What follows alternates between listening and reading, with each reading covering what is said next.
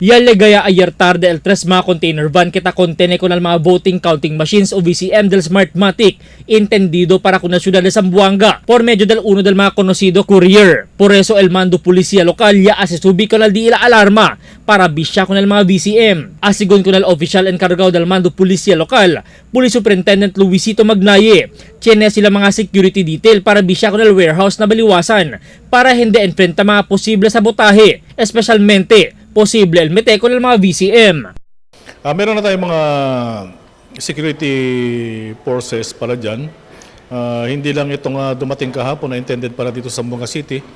Before, meron din tayong dumating na shipment coming from Manila. At lahat yan ang service provider natin na pagdi-deliver ng mga BCMs at saka mga election materials ay ang Togo. Kaya doon sa kanilang warehouse. And right now, we have security team coming from the Zamboanga City Police Office and the Task Force Zamboanga who are securing. Yaabla pa el opisyal, tali pa lang na 80% preparado el di ilang mga tropa para na dia del eleksyon. Siendo manada pa el debe cosa para considera como el dia del Mayo 6 para el testing and sealing del mga VCM. So far, I say we already have 80%. Ang ano na lang natin dito is yung deployment ng mga personnel. Once the BCMs will be delivered and distributed in the polling places on May 4 and May 5, our personnel will already stay. Asigun na Comelec, el necesita sila usa con el 617 mga makina na todo el mga presinto na syudad para el eleksyon.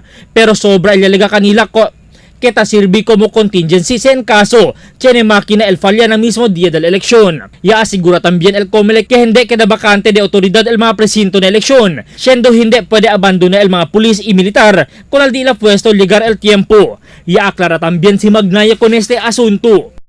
As for the casting of votes of our policemen, those policemen will be deployed in the areas where they are registered voters. They can cast their vote.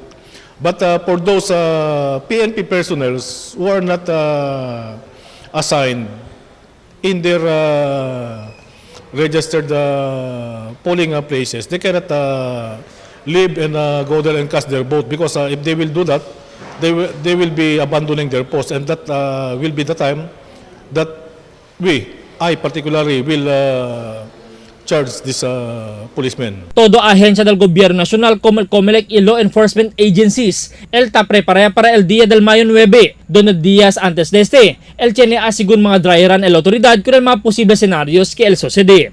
Más de 2,000 también asigun mga soldado y pulis el junto, man-deploy sila na mismo dia, y preparado para na matal sitwasyon como atake del mga mal elementos.